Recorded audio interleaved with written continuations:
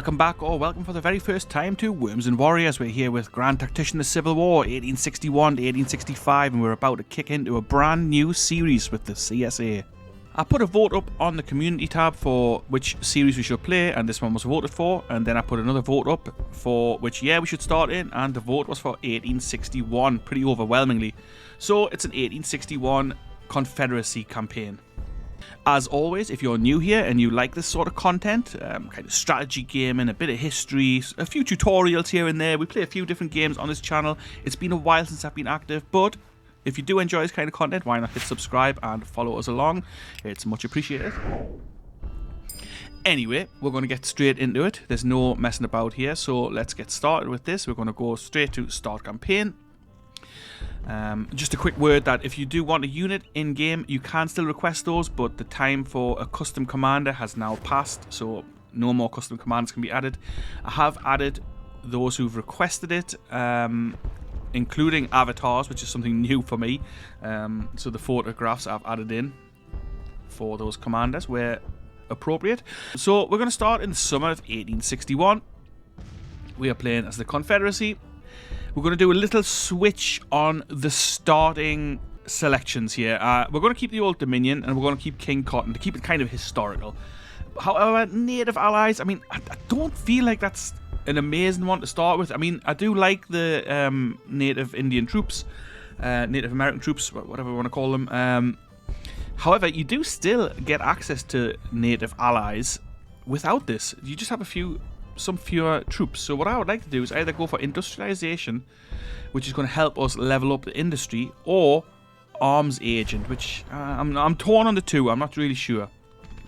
But before I do go ahead, actually, again, I just want to interject here and say the video will be chaptered. All my videos are chaptered, so you can skip to wherever it is you want to go to. You don't have to listen to me waffling on with this. Okay, so arms agents. Organise the movement of weapons to southern armories and forts. The number of weapons available to the Confederacy is increased by 50%, and Springfield weapon types can be made available for production in the South's industry. Union morale -5. I like that. The Springfield rifles would be very handy to have access to. Industrialization. All heavy industries will start the campaign with a higher upgrade level. The Confederacy will start the campaign with more railroad lines built. Immigration from Europe increases population within the Confederacy by 25%, but lowers unity due to religious unrest and resentment towards slavery within the immigrant population, reducing national morale by -5. This policy is required for level 3 and 4 industrial policies and the abolition of slavery later in the campaign. I do like this. Arms agent is good as well, but I think I'm going to go with industrialization simply because this is going to help us across the board, whereas this just gives us access to Springfield rifles and obviously more weapons available to start with. But let's go with industrialization. Let me know what you guys think about that in the comments. So we're going to go with Old Dominion, King Cotton, and industrialization. We are Jeff Davis, of course, here at the Confederacy. The starting setup's the same as it always is, but if you're new to this game or new to this channel or whatever, I'm just going to rattle through this. So the national morale both starts on 95. Like, it's the very beginning of the war. There's been a few little scraps up to this point, but nothing major. Experience 9 to the Confederacy, 8 to the Union. That's military experience, of course. Size of armies, 75,000 for the Union, where obviously Abe Lincoln has called up the volunteers. And 50,000 for the Confederacy. We've got 35 ships. So the Union has 75. The Navy is one of these things in this game that basically hasn't been structured properly as far as I can remember. It's been a while since I've played a campaign on this, but I mostly steer clear of the Navy other than a bit of river work. The ocean-going Navy is a waste of time for the Confederacy. As far as it was, I mean, unless things have changed now, I'm really not sure. It is what it is. We'll just work that out as we go through the campaign. I'm going to play this on... yeah, let's play on very hard. We'll go for that. I'm going to go on mediocre aggressiveness. I always think if you put that too high, it kind of just means he throws troops at you all the time. What do we go with elevated? Adjust the air behavior. It doesn't really say anything else. Let's go with elevated. Okay, so we're going to have very hard and elevated. So the little overview here, summer of 1861, July the 8th, 1861, over by Christmas, which, I mean, I'm sure most of you guys will know that, but that was the sentiment around this war starting here. Everybody thought it would be done by Christmas, sort of they thought one big battle and that would be the end of it, and they were definitely wrong about that, as they often are in these things. I mean, over by Christmas was another thing that crops up throughout different wars over time. I mean, that's what people were saying for the First World War, for example, like people were signing up in droves to get in on the action because they all thought it was going to be over by Christmas, which, I mean, obviously it wasn't. I won't read this. I'm just gonna I'll flip through it, so if you want to read this, just, you know, do so at your leisure, but pause it or whatever. It just gives a bit of background on the whole setup. So there we are. Confederacy. We're going to go industrialization, King Cotton, and the Old Dominion. Very hard and elevated, and yeah, I think that's pretty good.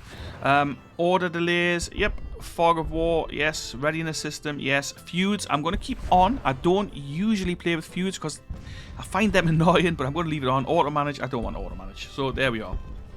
Just another new heads up as well, that since last time I recorded a video, which was, I don't know, 6 months ago or something in this game, before recently, I've picked up the Whiskey and Lemons DLC, so if anybody wants to see a career mode, which I haven't even played yet, I don't even know why I bought the Whiskey and Lemons DLC. I was going to play it, but I never did. If anybody wants to see that, give me a shout, and maybe I'll run one of them alongside. In terms of episodes for this series, they will be dropping probably every Monday evening, so it's always going to be around 1900 GMT, so Greenwich Mean Time. I live in the UK, which you might tell by my accent. I live in the UK, and it'll be around 1900 on Mondays that they come out, so that's 7 PM. I am away on holiday from next Saturday, but I'm going to aim to record a couple of episodes so they'll come out while I'm away. We're heading off for sunnier climes because the weather here is terrible. It is currently 14 degrees Celsius, which, I mean, I don't know what that is in Fahrenheit, but it's not much. It's pretty cold. So we're going off to Spain for some sun. But anyway, that's beside the point. So we're going to get started with this campaign, and let's get going. This step, secession. Yeah, so here we go. It's loaded in. It's the same start as it usually is. We'll just go through a few little bits here. Oh yes, map filters, that's what I want. Frontline. So this is where the war starts. We're starting on Arkansas-Missouri border here in the Trans-Mississippi. Tennessee is in our control, more or less. Just this kind of western portion of it isn't. Kentucky is officially still neutral, but, you know, I'm pretty sure the Union has claim on that as by the map. Virginia is kind of split here with the northwestern part under Union control, and they will try to attack us here and form the state of West Virginia as soon as possible. The last few times I played this, that happened really quickly, and that's fine. So in terms of overall strategy, the way I play this, I usually try to hold the line in the Eastern Theatre. I try to hold with the Confederacy. Try to kind of hold this line around Manassas Junction and Winchester if we can. It's not always possible, depending on what the AI does. Sometimes the AI seems really good on this, and sometimes really crap. But we'll see. So Winchester and kind of Manassas and Fredericksburg is the areas that we're aiming to hold, like this kind of line, if we can. I don't do much in the way of offensive action here. What else do we do? Let's have a look. It's been a long time since I've played this, which I've mentioned a few times now. But yeah, that's... So we have a little force down here under Bragg, which I'll try and maybe take Fort Pickens, or maybe I'll distribute these guys straight out. I'm not sure. It's only 3,600 men. So like a small division size. We've got a few forts already up and running, but as you can see there, the garrisons are tiny. 50 men. 50. I think it's 50 in all of them. 50, yeah. We've got 1,500 men under Polk at Nashville. Our main forces are here, this Western Army under McCulloch, and the Missouri State Guard up here. Just about in Missouri still. We will try to hold these guys back in Missouri. It's difficult because Lyon has quite a fair number of troops available to him, and he will push on us at some point soon. So we'll have to bear that in mind. We'll build up our forces in Tennessee. We will build up our forces in the east, of course, because they're going to have thousands and thousands of troops. But my main point of attack is going to be in this western theatre, like kind of through the centre. So we're going to work up the Mississippi, Cairo being a target, Paducah another target, and then Louisville up here. They are targets for invasion. And that's usually how I play this game. So we'll see how that works out for us. If you've watched my campaigns before, you'll know it doesn't always go to plan. We sometimes lose battles. We sometimes lose campaigns. I've played maybe, I don't know, 8 or 9 campaigns of this game on this channel. So I'm a veteran of it, I would say. But I'm not amazing. I still make mistakes, which is fine. I think that makes the game a bit more fun. If everything always goes to plan, it's not great, is it? It's a bit more interesting when things go wrong. So what I'll do now, I'm going to cut away and I'll organise my troops. Like, for example, I hate how this is organised in the beginning. It's all just separate brigades.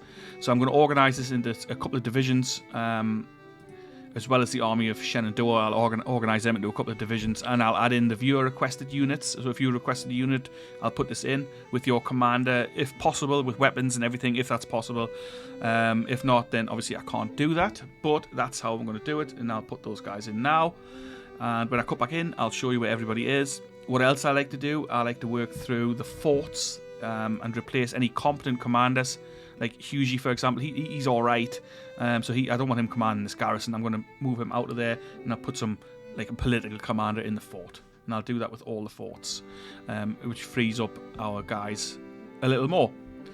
I've just noticed something here, that the rail lines in the north look different to the south. Has that always been the case? They're like brown up there and like a more silvery colour down here. Is that to denote different gauges, or is it because we don't have control of them? I'm not really sure. I can't remember if that was always the case. But it's certainly not something I've noticed before. So it'll be interesting to see if they change colour when we take them over, or if it literally just means they're a different gauge of rail network or something like that. I don't know. God knows. But what I'll do, I'm going to work through all the stuff that I've just said there, and I'm going to go from there. And just a reminder that if you're new here, do please hit subscribe. It would be awesome if you did so. Leave a comment, let me know what you think of the video, and I will cut out, and when I come back, I'll show you where everybody is.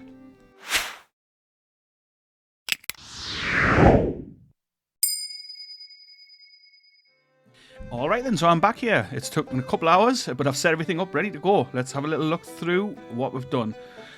So I've reorganised the units slightly, so we'll just have a quick look at this, for example. So I've organised the Army of the Potomac under Beauregard into 3 divisions, 2 infantry divisions, and an artillery division. Same with the Army of the Shenandoah, kind of organised them a little bit. Jeb Stuart is now a division commander instead of being the regimental commander, and hopefully we'll get some more cavalry units in there. I've transferred a few units around, so like D.H. Hill's coming from the Hampton Division to join the Army of the Shenandoah. I know it's only 1,300 men, but at this point of the war, that makes a difference for the Confederates, and so on. I've kind of added a few bits and bobs in. Something else I've done is I've added some recruiting commands. So we've got the Virginia Recruiting Depot, where I'm recruiting troops into. I'll go through all the view units in a moment. The Western Recruiting Depot as well, which is obviously in the Western Theatre, and then the Trans-Mississippi. As well as that, I've replaced some of the commanders for the forts, so Fort Donelson, Fort Henry, Fort Hyman. So like kind of the more important forts I've given like proper commanders to, and we will flesh out the garrison slightly because they're tiny at the moment. Viewer units. Okay, so I've had quite a few requested viewer units, which is nice. So I'm glad you guys are still with the channel, because like I say, it's been about 6 months since I was last on, and it's awesome that you guys have stuck around. So let's get started with our viewer units. So the first one was requested by Carol Doctor 1070, and he wanted the Jan Ziska Legion. Ziska? I'm not sure how you say that exactly. Just bear with me on pronunciations. So those guys are in the Trans-Mississippi Recruiting Depot. Let's just get to that if I can. That's the one here. The Jan Ziska Legion infantry from Texas have been recruited. I won't assign weapons just yet, because I'm going to have to assign weapons to units already in the field. So these guys are under Colonel John Gregg as requested. They'll be here in 16 days. And while we're at it, we've got Colin Campbell's Cannibals, requested by Bremner's Ghost 948, also in the Trans-Mississippi. I've asked for skirmishers as perk, but obviously perks will come as they gain experience. I've given you Barksdale as commander. He's pretty decent. Although he is a political general, he is actually awesome all around. He's got experience from the Mexican War. I had to think there for a second. So yeah, we've got those guys there. And again, weapons will be upgraded as they come in. I've given green jackets and black trousers. I think that was what you wanted. If you want a different uniform style, just let me know. Mississippi rifles requested. Again, I'll upgrade rifles as we get to them. All right. Who else have we got? So Project Lest We Forget, who is a long-time viewer of the channel, which is much appreciated. He requested his usual unit, the 1st Georgia Regulars. They are in the Virginia Recruiting Command. They will be under Gordon, coming from Georgia, obviously. 1st Georgia Regulars coming in. Olive green and light blue. Again, if you want a different uniform style, let me know, and I'm happy to change that. Gordon coming in. Weapons will be upgraded as we move through. And let's shift across now to the Western Recruiting Depot. We've got the Bayou Bushwhackers. These guys were requested by Grim Saga on my Discord channel. So if you're interested in joining the Discord channel, I'll put a link in the description. You can come along there. We have little chats going on. So this is the first time I've put an avatar in. Hasn't quite fit into the thing probably, but you get the general idea. That's him there. Lieutenant Colonel Henry W. Allen is the commander of that. You've requested, let me just have a check here. You wanted the mounted infantry, but obviously you can only have cavalry in this. Mounted weapons, you know, I don't know. We'll have to upgrade those weapons as we can, but at the moment it's going to be mixed cavalry weapons. 21 days for your guys to arrive, so it'll be a little while.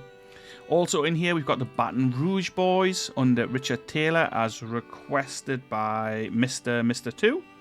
Again, another long-term viewer of the channel, as well as Grim is as well. He's been around for a long time watching my content, which is, I really appreciate that. Again, these boys are from Louisiana. Under Richard Taylor, weapons will be upgraded.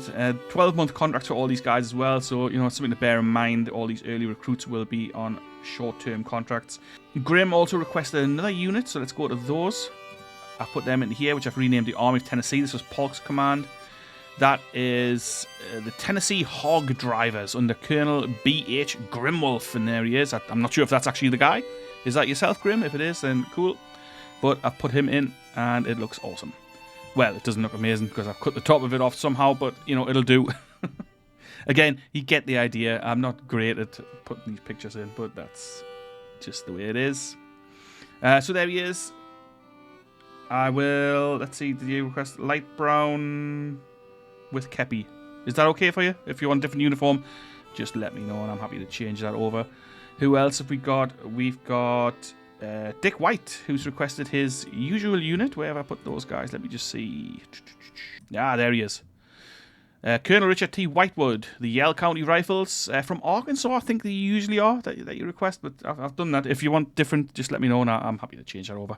But there they are, mixed muskets for now, but we will look at some alternative weapons because these guys are bound to see some combat at some point pretty soon. So that's Dick White again, been around for a long time. Well, a long time on the channel. I don't know how long he's been around in real life. I had a bit of a strange request from Ernie Tornabine, 4494, the Ohio Outlaws. You've requested the state to be from Ohio, but of course I can't do that, simply because we are playing as a Confederacy, so the troops can't be from there. Where did I put those guys? Ah, yes, in Kempis Division in the Army of the Shenandoah. Let's just take a quick look at those guys. So they are under Robert H. Hatton as requested. Hatton was already in-game, and there he is. He's not amazing, but he'll get better, I'm sure. So these guys are the Ohio Outlaws, fighting for the South here. And again, if you want anything changed, do just let me know, uniform-wise. Weapons, I will go through weapons upgrades shortly. I think we've got everybody done here. Let me just double-check my list. I've got a paper list, that's how organised I've been. Oh no, we've got a couple more. So we've got the French Legion. I've just changed these guys over. So these were Evans' Brigade, who've got this mad sort of Zouave uniform, which is kind of French. The French Legion under Seth M. Barton as requested from Louisiana. With Mississippi Rifles, that's just what they had in the first place. So I've kept them there. If you're happy with those, awesome. If not, do let me know. Who have I got left? I think there's somebody else. Yes, there's one more unit left. Rogue Saber. You requested the Royal Black Watch. That's right. Where did I put those? There they are, under Bonham. The Black Watch was actually my grandfather's unit. He served there for many years. Not that I knew him, but so I'm told. So, yeah, the Royal Black Watch. Black uniforms. If you want a different uniform style, just let me know. We can flick through different ones. Mississippi rifles they've got. Happy to keep those with them if that's what you want. If not, do let me know. And that's all the viewer units for now. So thanks very much for requesting those. If you would like a unit in-game, then do just let me know and I'll make that happen. All I ask is that you subscribe to the channel. There's no like Patreon or any stuff like that. Just subscribe to the channel and let me know.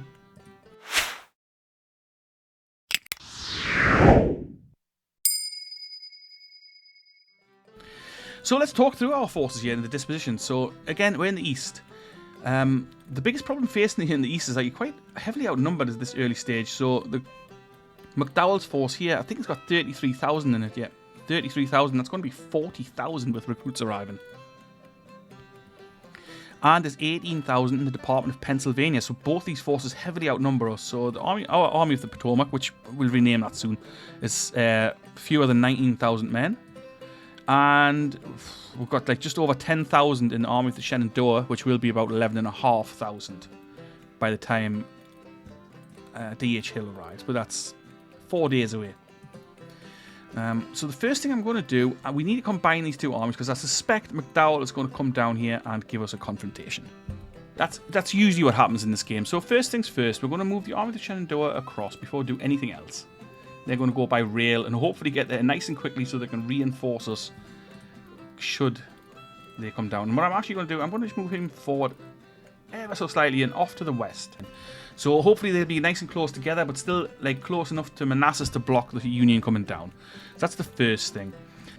And then let's have a quick look at the units I've created here. So the Army of the Potomac, I'm going to leave under Beauregard, kind of just for historical accuracy, for want of a better word. I mean, we could already replace him with Robert E. Lee. For some reason, Mercer became a Major General when I accidentally assigned him to one of the new recruiting commands. He's like a defamed guy. And same with Polk. He got selected to be one of those army commanders when I made the recruiting commands. So we'll just leave that there for now. So I've divided these into two infantry divisions. We've got Longstreet's division, which got 11,000 men in it. And Ewell's division, which got 7,000. Then we've got the guns on the Hughie. It's only 8 guns. You know, that's not money. The Army of the Shenandoah is split into 4 divisions, but I mean, it's not really, because the divisions are tiny. So we've got Jackson's division here with 6,200 men. But obviously, you remember that's 1,300 coming from with D.H. Hill. Then we've got Kemper's division of 4,800 men. Stuart's division of 334 men. So I mean, that's a regiment at best. And then 8 guns under Samuel Cooper. I mean, he obviously never took the field in real, but he seems all right. He'll do us a decent job for the artillery commander, I think.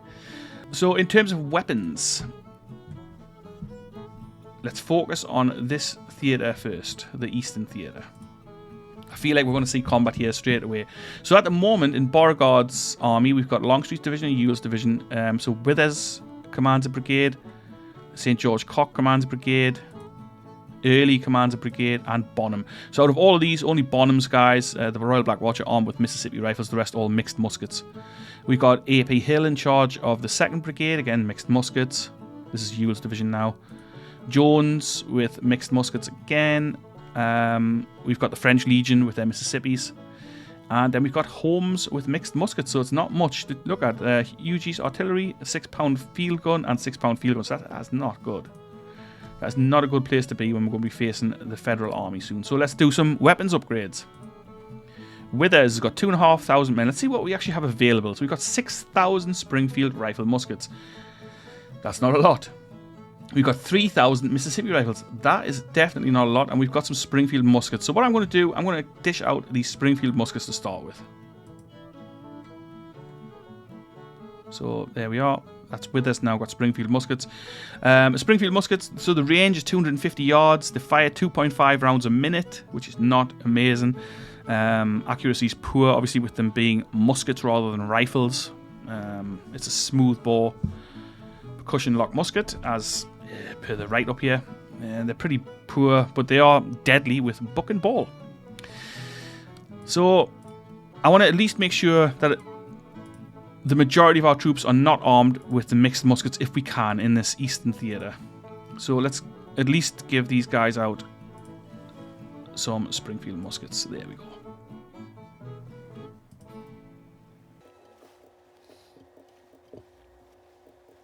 So for example, Ewell's division now is all armed with Springfield muskets apart from Barton, who's armed with the rifles. I'm going to leave these guys with mixed muskets simply because we haven't got that many weapons. So it's 2 brigades that are left with that. I might come back to them and change them up, but at the moment I'm going to leave them with mixed muskets. The guns. So what guns have we got available? The 6-pound field gun is like the weakest, crappiest gun that's available for us. We've got 16 12-pound howitzers, 8 24-pound howitzers.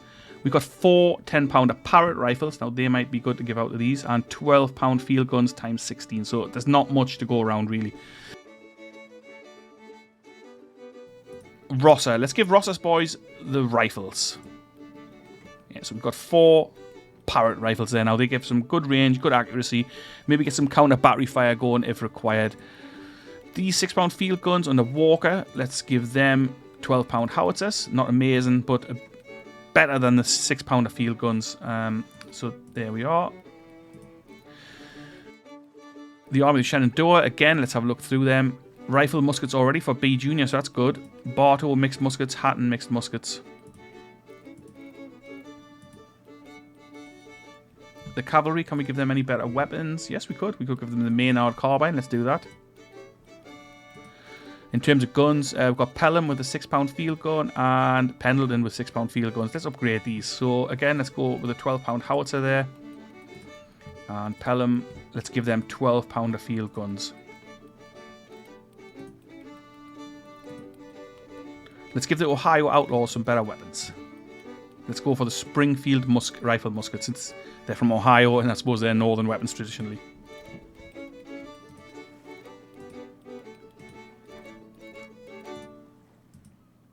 And that'll do for now. So the next place we're going to look at is the Missouri State Guard Force. We've got Rains' division. Rains is poor, but he's a political commander, so I'm going to leave him in place. Waitman, also poor, but he's a political commander, so I'm going to leave him in place. McBride, the same again. Loring, I placed here myself. He's okay. Clark, pretty poor, but he'll do for now. Slack, again, political. And Parsons, Mosby M. Parsons, he looks like a solid commander, but these units are tiny. 600 men, 800 men, 600 men, 600 men, and 1,300 under Waitman. So let's give Waitman some decent weapons, since he's the largest unit here. Let's go for the Springfield rifle musket for those guys. McBride.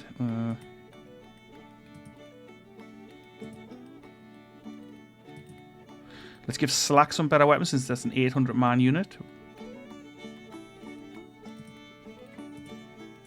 I'm going to go with Springfield muskets for these guys. For most of these, actually. Yeah.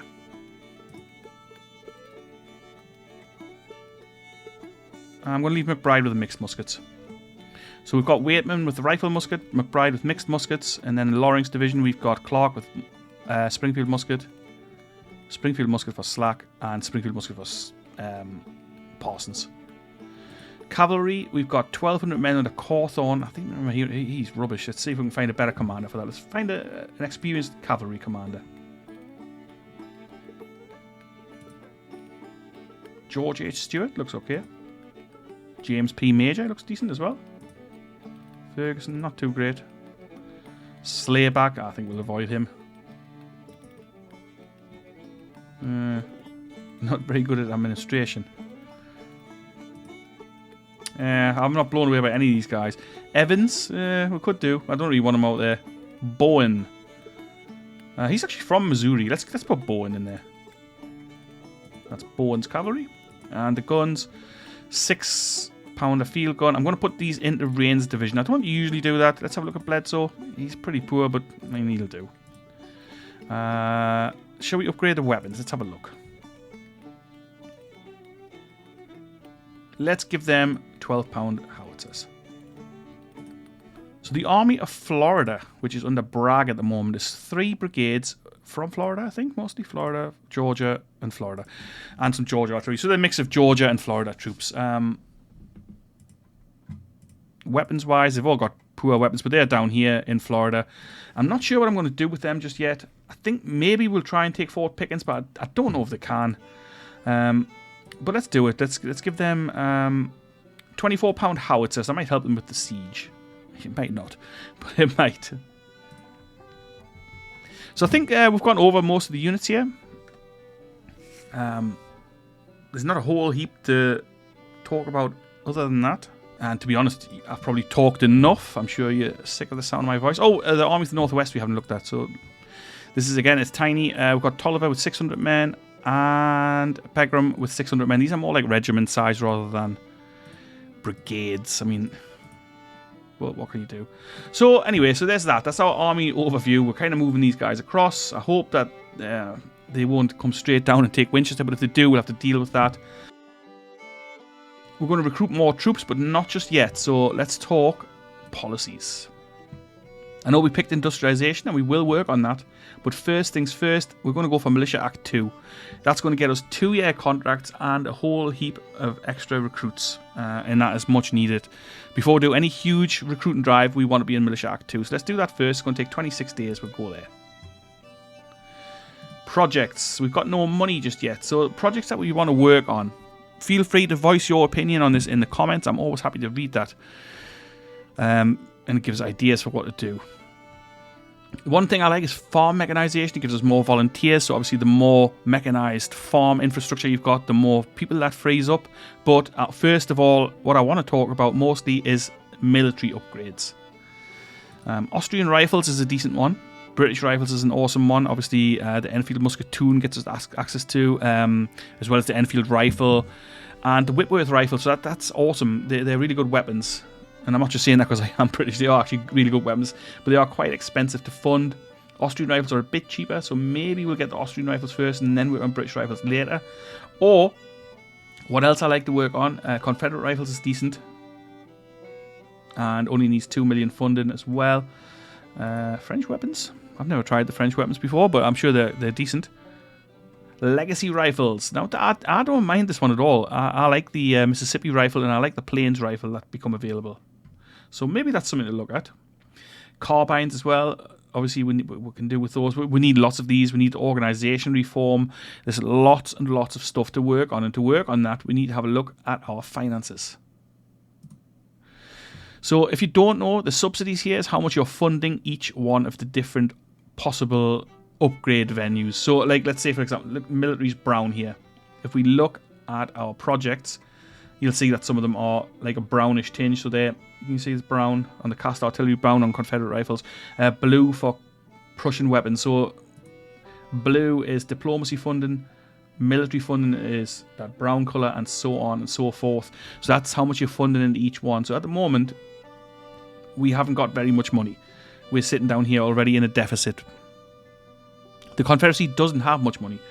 So that's something to bear in mind. You're always going to be struggling with money, but we need to fund the military. We're only funding it with none at the moment, 1.25 million. So what I want to do, I want to ram that up to, let's say, I want to get it a medium. So we're going to fund that by 6.33 million. Diplomacy I'm going to keep as is. Industry I'm going to keep as is. Agriculture, let's actually drop that down a little bit for now. Save ourselves a little bit of money. Economy, again, I'm going to drop that a little bit. Policies I'm going to leave as that.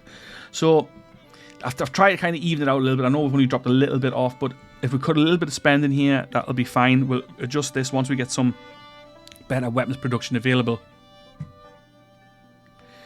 And speaking of weapons production, we can actually already order some weapons. We can order 12-pound howitzers, and we can order 24-pound howitzers. Other than that, I don't think we can order anything. So we can't order Maynards. We can't order the Colts. We can't order Mississippi rifles. None of that stuff. I always think you should be able to order Springfield muskets. I don't really see why you can't. Surely they must be able to be produced somewhere. But you can't. Anyway, we can't order 12-pound field guns either, but we can order the 12-pound howitzers. Let's do that. I'm going to order 32 of those. It's going to cost 1.2 million and take 146 days. So we're probably going to end up issuing bonds almost immediately, but, you know, we do need some weapons. And let's also order... I'm going to order 16 of the 24-pound howitzers. It's going to take 103 days and cost us $629,000. So we will have a few more pieces of artillery arriving, and that'll do us for now. Yeah, so what I'm going to do, I'm going to move Bragg and his men down here to just see what they can do down here. I mean, I'm going to put them in an offensive stance. I'm going to see if they can take Pickens. If not, I mean, they'll be repulsed, and that's fine. They'll lose a few men, but not loads, and they'll gain a bit of experience, and we'll try again.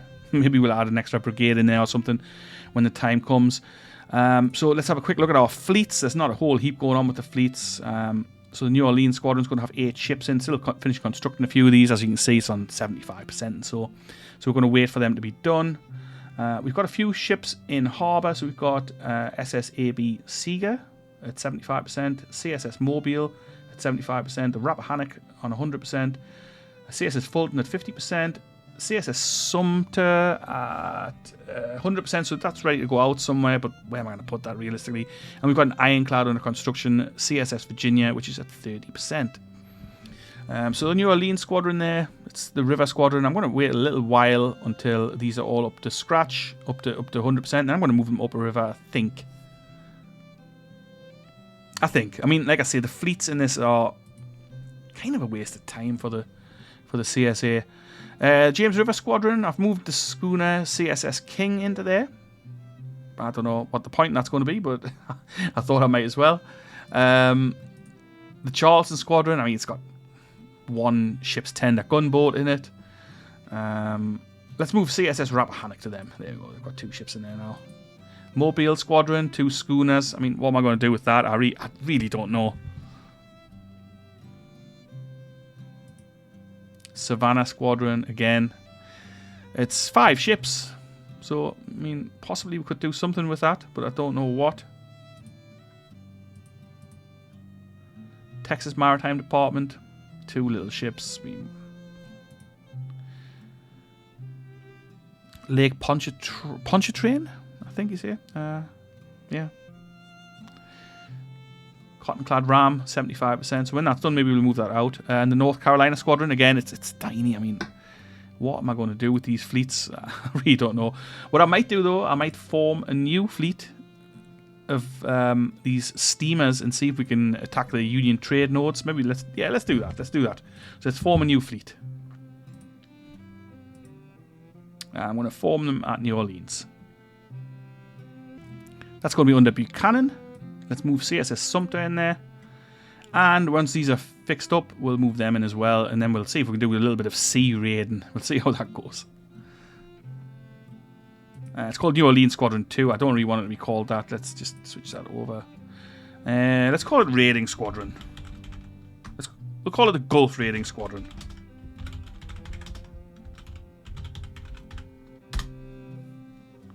Nice. And we'll move the Mobile and Fulton into there when they're done, and we'll send them out to see if we can cause some bother on these trade nodes, I guess.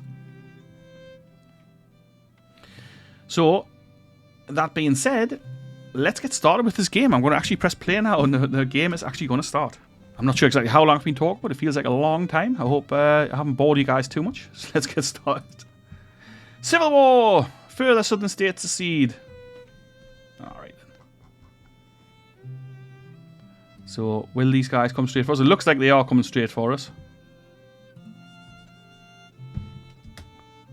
What have we got here?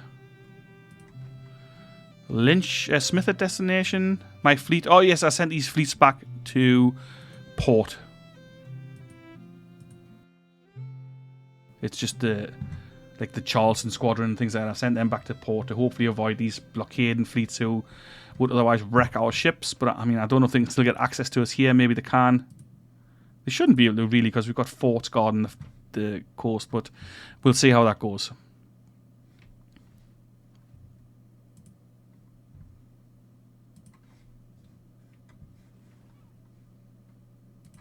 And actually, while I'm at it, let's take a quick look again at these guys. I left some of them with mixed muskets. I'm going to change that actually.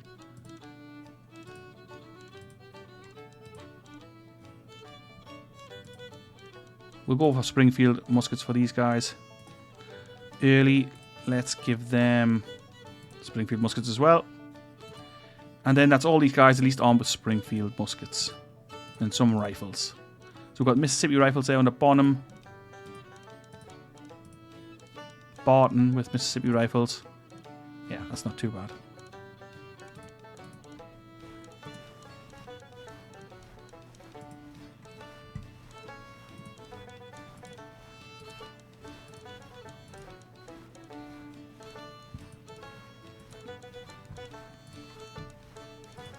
Going to give Springfield rifle musket out to Walker. So that's a pretty well armed division here under Jackson. We've got all rifle armed. Let's give Bartow Springfield muskets. Yeah, cool.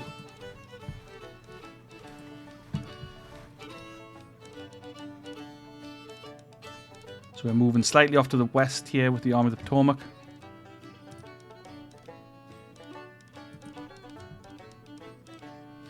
They come down the river. Great.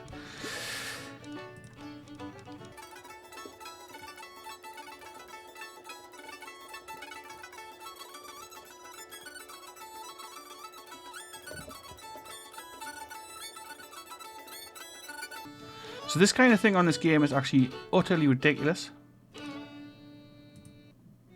Like, it's not really possible for these armies just to teleport by ship.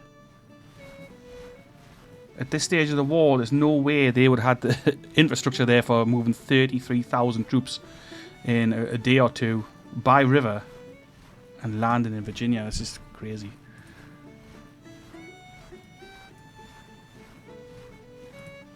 But it is what it is. They're kind of camped here now. Let's see what happens.